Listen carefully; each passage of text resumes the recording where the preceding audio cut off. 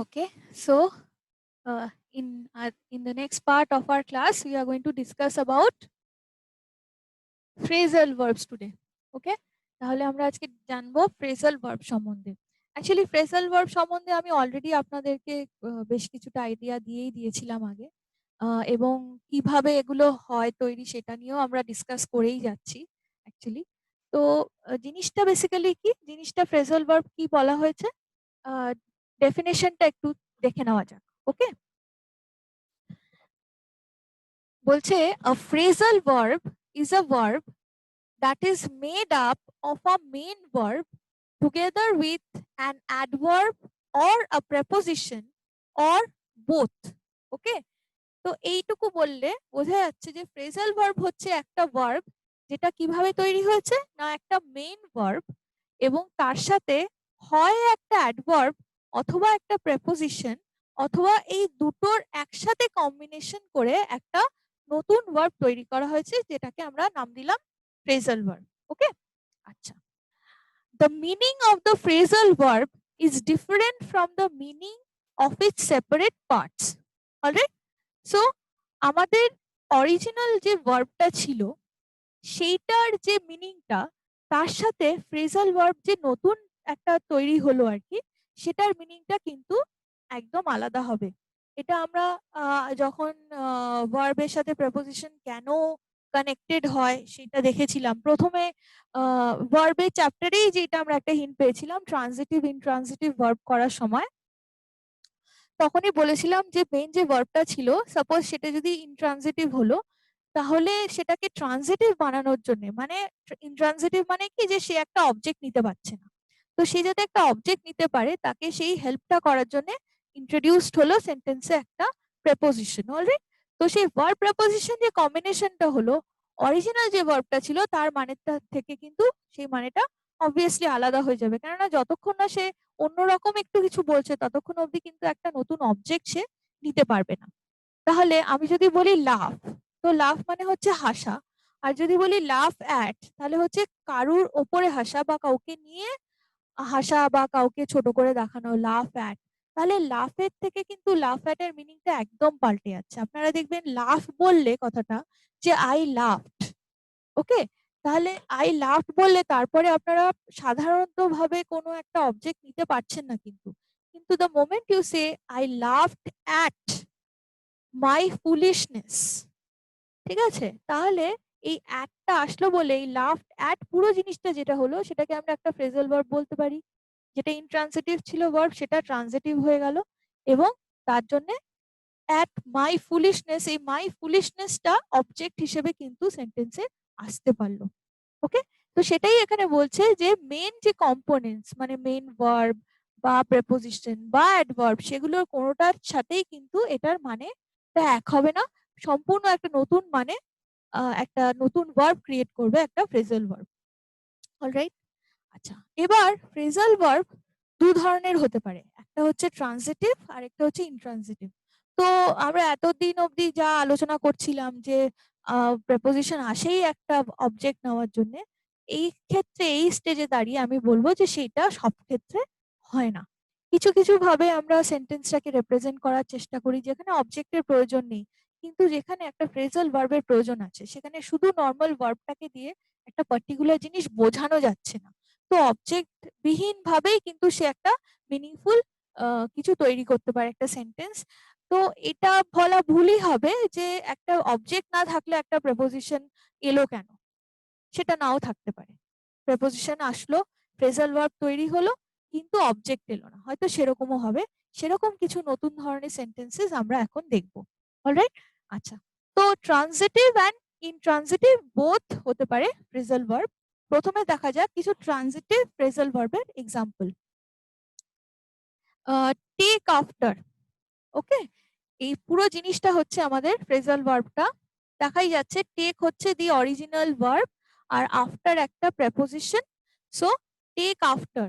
তো টেক এর মানে কি, নেওয়া, আফটার হচ্ছে পরে, কিন্তু এই টেক আফটার এর মানেটা কি, টেক আফটার এর মানে হচ্ছে resemble in appearance. Resemble in appearance মানে কারুর সাথে যদি কারুর কোনো মিল থাকে এবং ফিজিক্যালি মিল থাকে, ঠিক আছে? রিজেম্বল রিজেম্বলেন্স ইন অথবা রিজেম্বল ইন অ্যাপিয়ারেন্স যেহেতু বলছি, তাহলে কারুর চেহারার সাথে যদি কারুর মিল থাকে সেটা কখন হয়? হেরিডিটারি ভাবে হতে পারে, মানে বংশ পরম্পরা গত ভাবে হতে পারে, যে আমার দিদিমার সাথে আমার চেহারার মিল আছে, ঠিক আছে? বা আমার সাথে আমার মেয়ের বা আমার ছেলের চেহারার মিল আছে। তো সেরকম একটা সেন্টেন্স যদি আমি বলি, কিরকম ভাবে বলবো?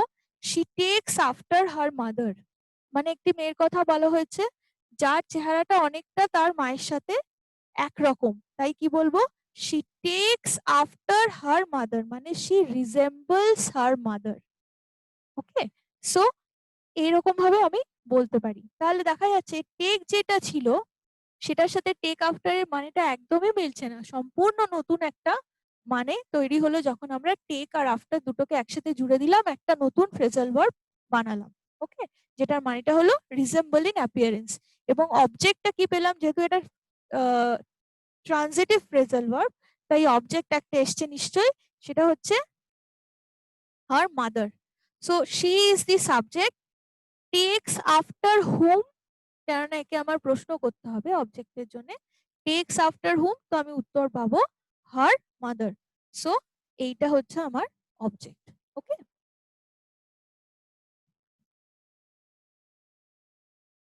সিমিলারলি আমি বলতে পারি ট্রানজিট ক্যারি আউট। ওকে, ক্যারি আউট, ক্যারি মানে কিছু বহন করা। ওকে, কিন্তু ক্যারি আউট মানে কি? ক্যারি আউট মানে হচ্ছে কোনো একটা কাজ সম্পন্ন করা, ফুলফিল। যেমন বলেছে, fulfil or do something as required, মানে যেই কাজটা করা দরকার, প্রয়োজনীয় বা রিকোয়ার্ড, সেই কাজটা মানে করা, সম্পূর্ণ করা বা ফুলফিল করা। ওকে, তাহলে কি বলছি? হি did not carry out my instructions. He did not carry out my instruction, এখানে ওই ক্যারি মানে কিছু বহন করার সাথে কোনো মিলই নেই, এখানে অ্যাবসলিউটলি একটা নতুন জিনিস আমরা পাচ্ছি, একটা নতুন ভার্ব আমরা পাচ্ছি। কি হলো ব্যাপারটা? হি did not carry out my instructions, তার মানে বলতে পারি হি did not follow my instructions or he did not do according to my instructions, যেটা করার প্রয়োজন ছিল।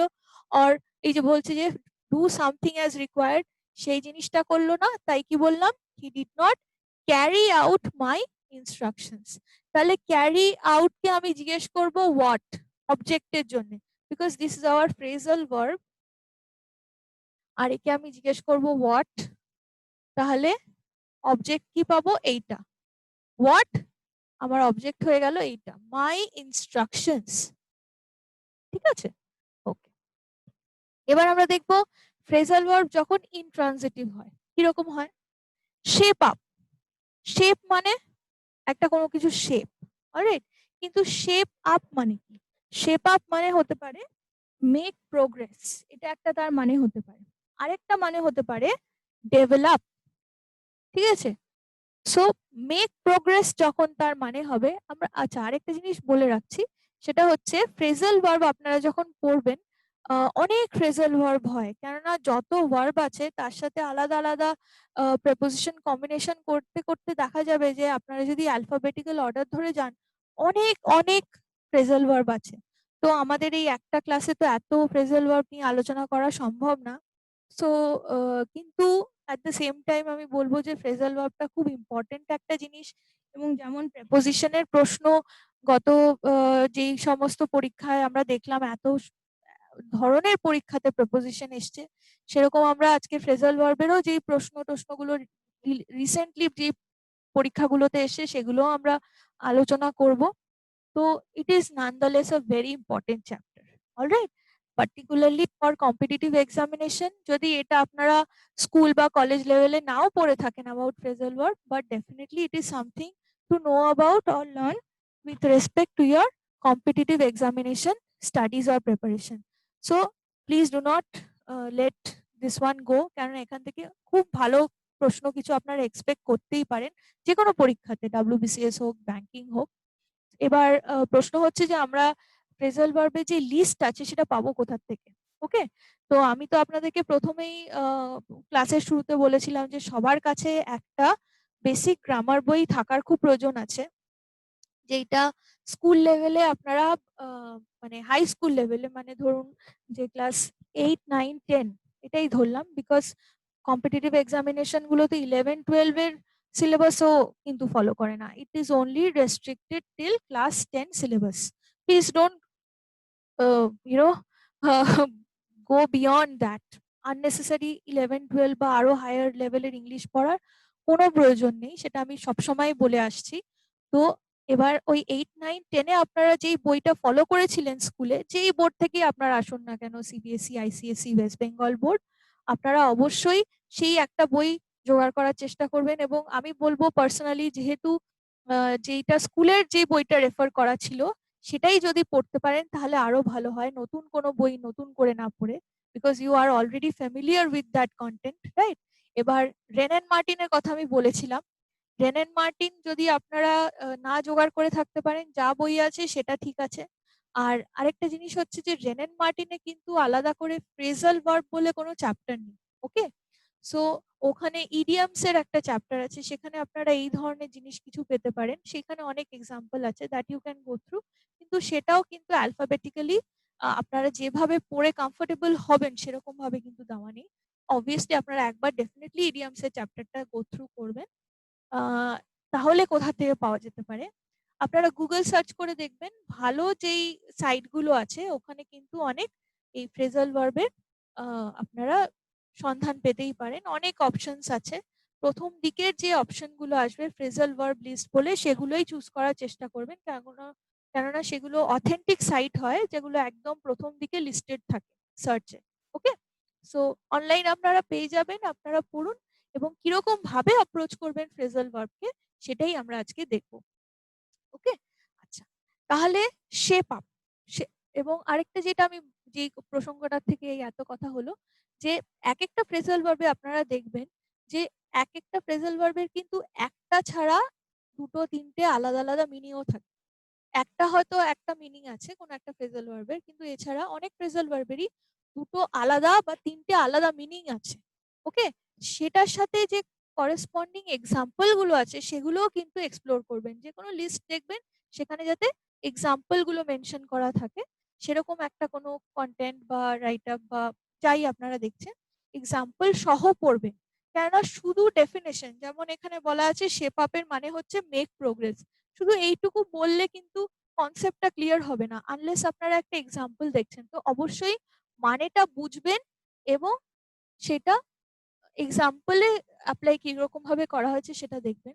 আরেকটা জিনিস বলে রাখি, সেটা হচ্ছে এগুলো শুধুমাত্র মুখস্থ করার জিনিস নয় কিন্তু, very very important. Phrasal verb অনেক ক্ষেত্রে আমরা ভাবি যে আমরা মুখস্থ করব, করে নেব, তাহলে অনেকগুলো পড়লাম। তো এত আছে, অতগুলোর মধ্যে সব তো আর পড়ে উদ্ধার করা সম্ভব না, সেটা কখনোই পসিবল না, এবং ওরকম ভাবে মুখস্থ করলে জিনিসটা ফ্রুটফুল হবে না। আপনাদেরকে কিন্তু একটু নিজেদের কমন সেন্স অ্যাপ্লাই করতে হবে। ওকে? একটু বোঝার চেষ্টা করবেন যে কেন এই ফ্রেজাল ভার্বটা হলো। একটা ভার্ব, তার সাথে আমি একটা যে কোনো একটা প্রেপোজিশন যোগ করলাম, জাস্ট এনি প্রেপোজিশন তো না।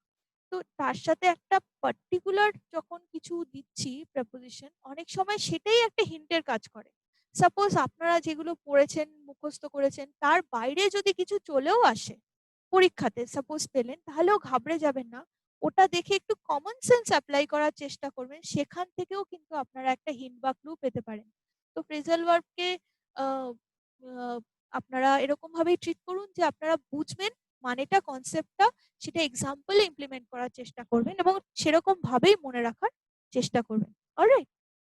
আচ্ছা, তাহলে শেপ আপের দুটো আলাদা মানে হচ্ছে, একটা হচ্ছে মেক প্রোগ্রেস, আরেকটা হচ্ছে develop. Alright? Make progress and develop. Okay? আচ্ছা, এবার মেক প্রোগ্রেস মানে কি?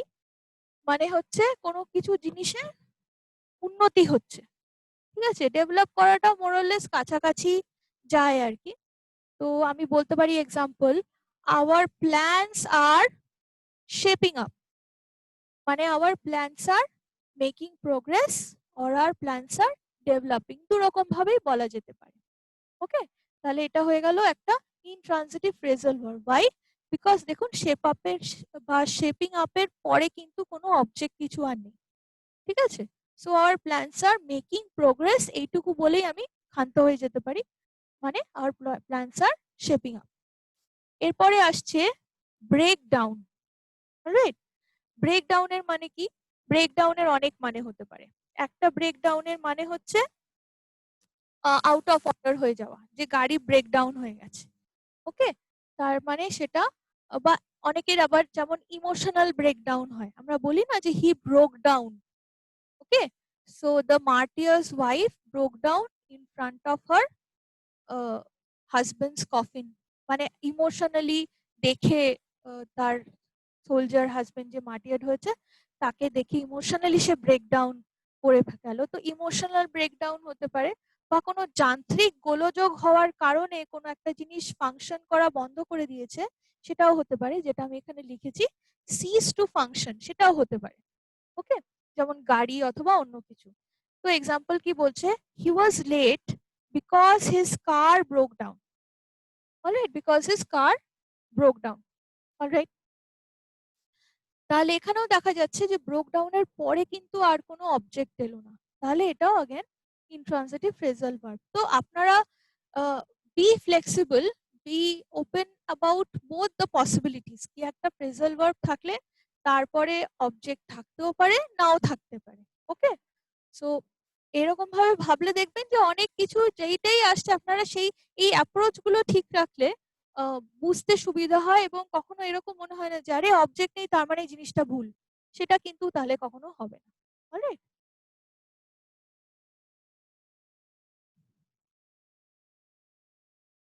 আচ্ছা, এবারে আমরা একদম চলে যাব সেই সব প্রশ্নগুলো পরীক্ষার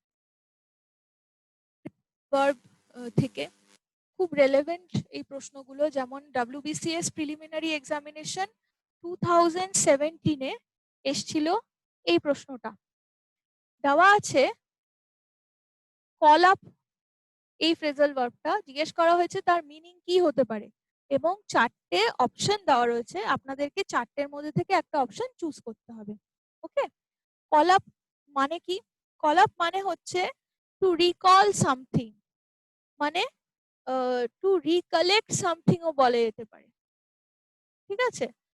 যেমন কল আপের আরেকটা মানে হয়, অন্য মানে হয় টু কল সামবডি আপ, মানে কাউকে আপনি ফোন করছেন, ঠিক আছে, বা কমিউনিকেট করছেন কারোর সাথে, কল আপ মানে টেলিফোনিক কমিউনিকেশন আপনি করলেন, তো সেটা একটা হতে পারে। কিন্তু আরেকটা খুব important meaning of call up হচ্ছে অ্যাজ আ ফ্রেজাল ভার্ব, সেটা হচ্ছে টু রিকালেক্ট সামথিং, মানে কোনো কিছুকে মনে করা আবার, ঠিক আছে?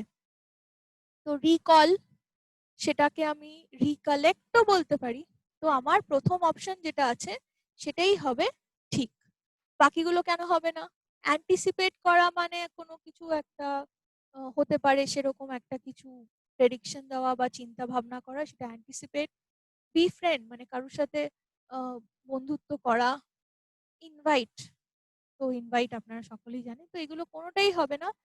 যেহেতু রিকল বললাম, রিকল সামথিং, তাহলে কি হবে? রিকালেক্ট, এটাই হবে ঠিক অপশন। নেক্সট, এটাও 2017 WBCS প্রিলিতে এসেছিল। একটা ফিল ইন দ্য ব্ল্যাঙ্কস আছে, the teacher will dash a new chapter tomorrow. Okay, the teacher will dash a new chapter tomorrow, দেখে বোঝাই যাচ্ছে টিচার কালকে একটা নতুন চ্যাপ্টার শুরু করাবেন। এবার এই শুরু করাবেন কোন ফ্রেজাল ভার্বটা হতে পারে সেটাই আমরা দেখব। প্রথমে দেওয়া আছে টেক ওভার। টেক ওভার মানে কি? টেক ওভারটা হবে? হবে না, ভুল হবে। টেক ওভারটা হবে না, বিকজ টেক ওভারের মানে কি? টেক ওভার মানে হচ্ছে to gain control, to gain control over something. Gain control মানে হচ্ছে কোনো কিছুর ওপরে একটা আধিপত্য স্থাপন করা বা কোনো কিছুর ওপরে চার্জ নিয়ে নেওয়া। যেমন কোম্পানি টেক ওভার হয়, আপনারা শুনেই থাকবেন, একটা কোম্পানি হয়তো সে লসে রান করছিল, তো তার মানে সে হয়তো মানে কোম্পানিটা হয়তো বন্ধই হয়ে যেত, তো তাকে উদ্ধার করার জন্য আরেকটা কোম্পানি এলো এবং সেই কোম্পানিটাকে টেক ওভার করলো, ঠিক আছে? যেমন হয় এখন প্রাইভেটাইজেশনের ক্ষেত্রে আমরা যে জিনিসগুলো দেখছি যে অনেক মার্জ করে যখন কোম্পানি, কি হয় একটা কোম্পানি আরেকটা কোম্পানিকে টেক ওভার করে, মানে কন্ট্রোলটা সে সম্পূর্ণভাবে নিয়ে নেয়। সো বেসিক্যালি টেক ওভার মানে হচ্ছে টু গেইন কন্ট্রোল, কিন্তু এখানে তো গেইন কন্ট্রোলের কোনো ব্যাপার নেই সেন্টেন্সের মধ্যে। So this is not going to B hour correct option. পরেরটা দেখা যাক কি আছে। Take up. টেক আপ, আচ্ছা আমি টেক আপটা পরে বলছি, বাকিগুলো বলে নি। Take down. টেক ডাউন মানে কি? যখন কোনো একটা উচ্চতার থেকে কোনো জিনিস একটা নামানো হচ্ছে, মানে removing something from a particular height or a higher level, removing from something from a higher level, সেটা হচ্ছে টেক ডাউন সামথিং। ওকে, উপর থেকে নিচে টেনে নামানো বা নামিয়ে আনা, সেটাকে বলা হচ্ছে টেক ডাউন। যেমন আমরা বলতে পারি I am going to take down the curtains to wash them. Okay, তো কার্টেন্স বা পর্দা নোংরা হয়েছে, এবার পর্দা অবভিয়াসলি একটু হাইটে তো থাকেই ডেফিনেটলি, তাই না? তো আমি I can take down the curtain যখন বলছি, তার মানে হচ্ছে পর্দাগুলোকে আমি নামাচ্ছি, একটা হায়ার লেভেল থেকে নামাচ্ছি। ঠিক আছে, তো টেক ডাউন সামথিং। বা the posters were taken down, poster লাগানো হয়েছিল কোথাও, সেই পোস্টার গুলোকে নামিয়ে ফেলা হলো, টেক ডাউন হতে পারে। আচ্ছা তারপরে কি আছে, কিন্তু তাহলে টেক ডাউনটা কি হলো এই ক্ষেত্রে? হলো না, মিললো না, তাহলে এটাও হলো না। Take off. আচ্ছা, টেক অফ এর অনেক মানে হতে পারে, একাধিক মানে আছে টেক অফ। অফটাই যেটা মনে হয় সেটা হচ্ছে plane take off, the plane took off. Take এর past tense took, so we can say the plane took off, মানে প্লেনটা ল্যান্ড ছেড়ে ওপরে উঠে গেল আর কি, মানে সে একটা সারফেসে ছিল, সেই সারফেসটা ছেড়ে সে উড়ে চলে গেল, দ্যাট ইজ টেকিং অফ। তো যেমন প্লেন টেক অফ করতে পারে, সেরকম কিন্তু বার্ড বা ইনসেক্টও টেক অফ করতে পারে, এটাও মনে রাখবেন। The pigeon took off from the railing or wherever sitting. তো একটা জায়গায় বসেছিল, সেখান থেকে সে টেক অফ করলো, মানে উড়ে চলে গেল, এবং উড়তে গেলে তাকে তো সারফেস ছেড়ে উপরের দিকে যেতে হবে। সো দ্যাট ইজ মানে টেকিং আ ফ্লাইট। ওকে, বা দি ইনসেক্ট টুক অফ, ইনসেক্টটাও উড়ে চলে গেল। ঠিক আছে, তাহলে এই সমস্ত জিনিসগুলোর ক্ষেত্রে টেক অফ বলতে পারি। টেক অফ এর আরেকটা ইম্পর্টেন্ট মানে হচ্ছে টু রিমুভ। বললাম যে দেয়ালে যে পেন্টটা করা হয়েছে, এই পেন্টটা খারাপ হয়ে গেছে, এটাকে রিমুভ করে দিতে হবে। So take off the paint. Taking off the paint, যখন বাড়িতে দেয়াল টেয়াল রং করা হয়, কি হয় আগে যে কালারটা ছিল সেটা বিচ্ছিরি হয়ে গেছে, এখানে ওখানে উঠে গেছে, তো আমরা কি করি ওটাকে আগে স্ক্রেপ করে উঠিয়ে দেওয়া হয়, তারপরে fresh coat of paint apply করা হয়, isn't it so? So taking off the previous paint, সেটার মানে হচ্ছে removing the previous coat of paint, that is also taking off, remove করা হলো। ওকে, আরেকটা টেক অফ হচ্ছে খুব তাড়াতাড়ি যদি কেউ কোথাও একটা জায়গায় ছিলেন, সেখান থেকে উঠে চলে গেলেন, সেটাও বলতে পারি টুক অফ। তার মানে আমি বলতে পারি, বা সাডেনলি যদি চলে যান তাহলে সেটাকে টেক অফ বলতে পারি। যেমন বলতে পারি যে হি টুক অফ সাডেনলি। সাপোজ অনেক একসাথে বসে গল্প করছিল, তার মধ্যে থেকে একজন উঠে চলে গেল হঠাৎ করে, তাহলে বলতে পারি হি টুক অফ সাডেনলি। সেটাও take off, past tense took off. So he took off suddenly মানে সে হঠাৎ করে উঠে চলে গেল, সেই জিনিসটাকেও কিন্তু আমরা টেক অফ বলতে পারি। আরেকটা টেক অফ হয়, সেটা হচ্ছে কোনো জিনিস পরিস্থিতিতে বা যে অবস্থায় ছিল, সেই অবস্থা থেকে যদি কোনো ইমপ্রুভমেন্ট হয়, পার্টিকুলারলি জব বলতে গেলে আমরা টেক অফ কথাটা বলতে পারি। যেমন his acting career took off, মানে তার অ্যাক্টিং ক্যারিয়ারের উন্নতি হয়েছে বা হতে শুরু করেছে। Has taken of, his acting career has taken of, তার মানে তার অ্যাক্টিং এর অভিনয়ের যে ক্যারিয়ারটা সেটা improve, begin to improve, has began to improve, মানে উন্নতি হওয়া সেখানে শুরু হয়েছে। So that is also meaning of taken of. তারটা না চারটে মিনিং পেলাম কিন্তু টেকেন অফ এর। বা টেক অফের বা টুক অফ, যাই বলুন, যেরকম ভাবে বলুন। তো প্লিজ রিমেম্বার, এরকম ভাবেই আপনারা পড়বেন। এবং আমি যেরকম ভাবে এক্সাম্পলস দিয়ে দিয়ে বলছি, please try and remember short examples, যেটা দিয়ে আপনারা মনে রাখতে পারবেন।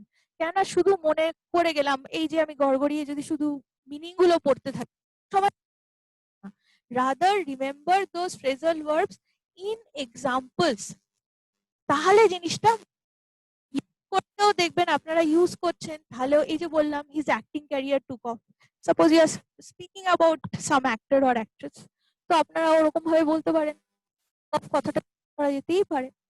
আচ্ছা, তাহলে বাকি রইলো কোনটা? Take up, and that is our correct option. Because আমরা দেখে নিলাম take over, take down, take off কোনোটাই ঠিক মিললো না। তাহলে হলোটা কি? Take up. এই টেক আপের মানে কি? টেক আপের মানে হচ্ছে to start doing a particular activity, to start doing a particular activity, that is the meaning of take up. যেমন আমি বলতে পারি he took up a challenge, সেটাও হতে পারে। So he took up a challenge মানে সে একটা নতুন চ্যালেঞ্জ স্টার্ট, মানে সেটা সে অ্যাকসেপ্ট করলো, ঠিক আছে, বা সেটা করবে, সেটা ইনিশিয়েট করলো, ঠিক আছে। তো ওটাও একটা ধরনের স্টার্টিং সামথিং হতে পারে। তো টেক আপ কথাটা ওই ক্ষেত্রেও ব্যবহার হতে পারে।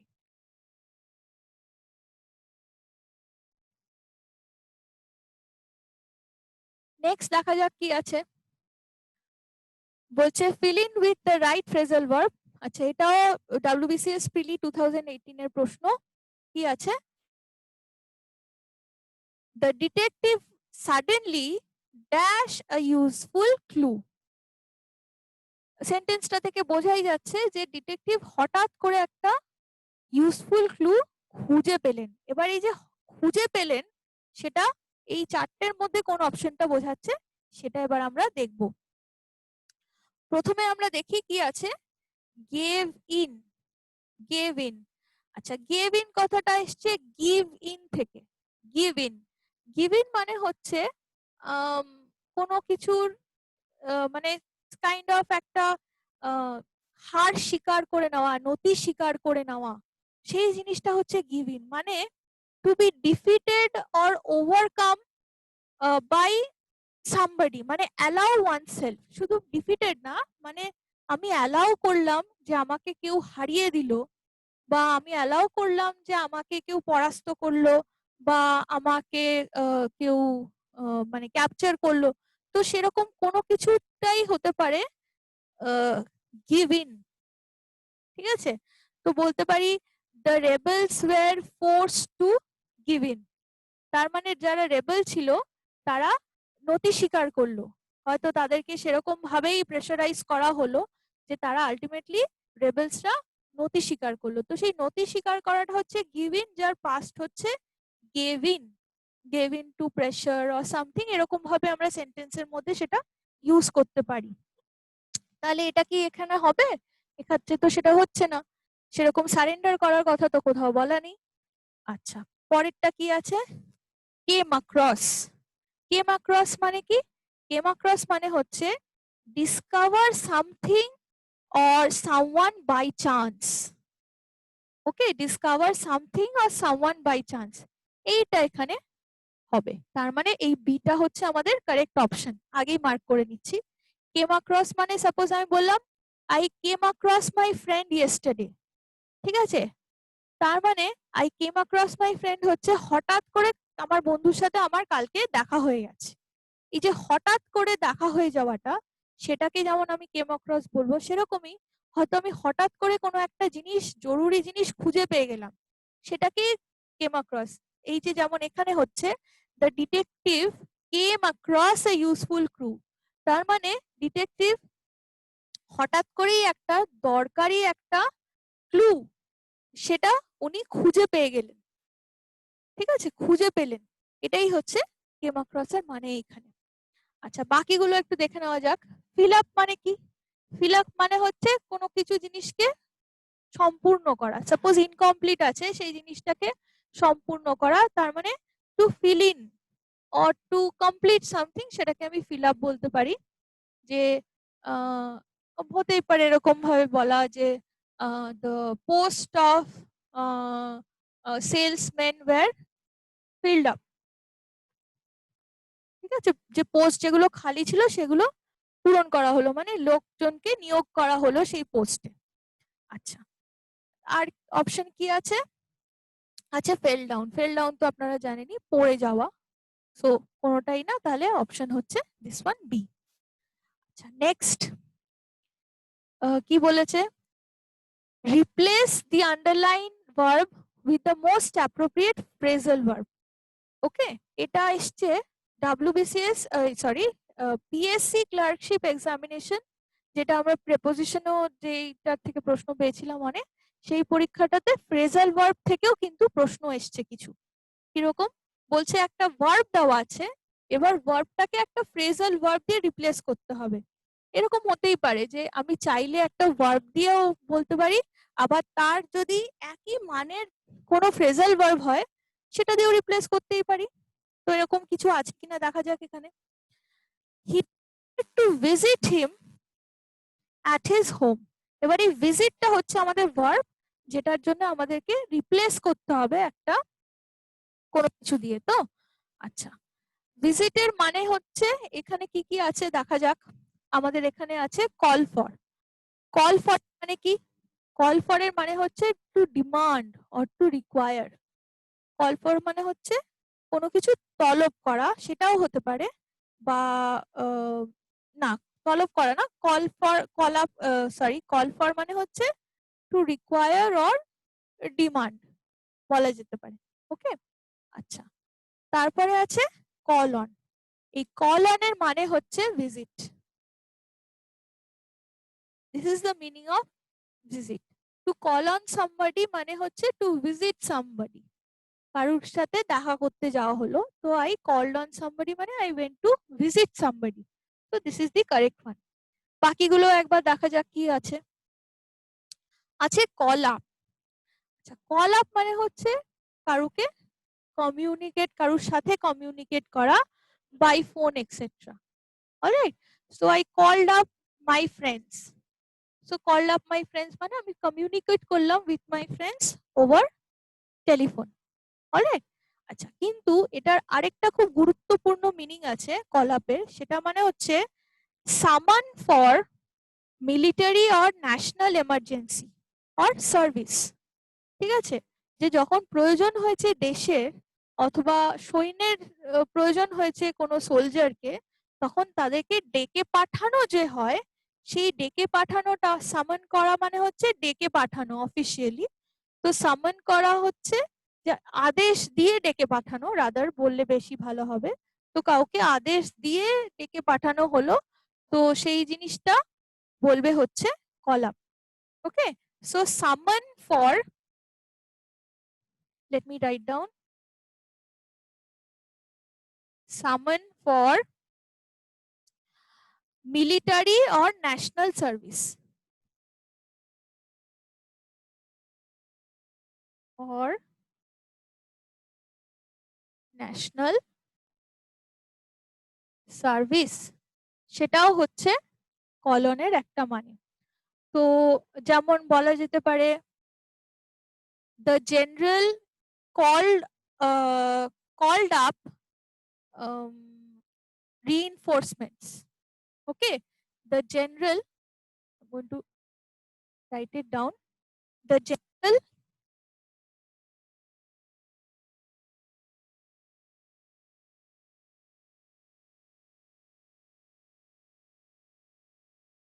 called up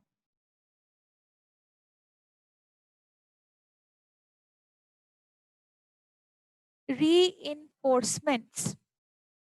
ওকে, রিইনফোর্সমেন্টস মানে হচ্ছে, মানে একটা সাপোজ ট্রুপ অ্যাভেলেবল যারা আছে, সেই ট্রুপটাকে আরো যদি লোকের প্রয়োজন হয়, তাহলে সাপোজ যেমন আমাদের এখন ওয়ার সিচুয়েশন চলেছে with one of our neighbouring countries, তো সেখানে সাপোজ যারা ফাইট করছেন তারা যদি ইনজিওর্ড হয়ে যান, বা কোনো কারণে যদি হতাহতের সংখ্যা বেড়ে যায়, তখন কি হয়, এক্সিস্টিং ম্যান পাওয়ার যারা রয়েছে বা যারা মিলিটারি সাপোর্ট যারা রয়েছে, তো সেটা যদি কমে আসতে থাকে, তখন ওখান থেকে কি করা হবে, তখন তলব করা হবে, তাই তো? ওখান থেকে ডাক পাঠানো হবে যে এখান থেকে আরো যাতে সৈন্য পাঠানো হয়। সেই জিনিসটাই হচ্ছে আবার নতুন করে কোথাও ফোর্সকে বিল্ড আপ করার প্রসেসটা হচ্ছে রিইনফোর্সমেন্ট, মানে সেখানে ডেকে পাঠানো হলো, সেটাই বলা হবে called up reinforcement. The general called up reinforcements. ওকে, তাহলে আমাদের এইখান থেকে দেখা গেল যে কলড আপটা হলো না। আর লাস্টে একটা বলা আছে, সেটা হচ্ছে কল অফ, তাই তো? কারেক্ট অপশনটা আমি দিয়ে রাখি এখানে, কল অন। আর একটা যেটা বাকি রইলো সেটা হচ্ছে কল অফ। কল অফ মানে হচ্ছে to cancel. Suppose pre plan যদি কোনো জিনিস থাকে এবং সেটা যদি ক্যান্সেল করতে হয়, সেটা আমরা বলবো কল অফ দিয়ে, O double F off. Okay, so the match was called off due to bad weather. তো ম্যাচ একটা প্রি শিডিউলড একটা কোনো ইভেন্ট ছিল, the wedding called off due to the COVID situation. ওকে, এখন যেরকম পরিস্থিতি, কারোর যদি বিয়ে 1 বছর আগে প্ল্যান হয়েও থাকে, আনফরচুনেটলি সেরকম অনেক লোকজনকে তাদের বিয়ে ইত্যাদি এঙ্গেজমেন্টস অনেক কিছুই ক্যান্সেল করতে হচ্ছে, because it is not going to be the same way that they had already planned or imagined it to be. So if the situation is not right, এরকম অনেক সময় হয় যে কোনো একটা প্রি প্ল্যান জিনিসকে ক্যান্সেল করতে হয়, তখন যেটা বলতে হয় সেটা হচ্ছে কল অফ দিয়ে, right? So the marriage was called off, the engagement was called off, the match was called off due to bad weather, etc. All right, so the correct one is going to be call on.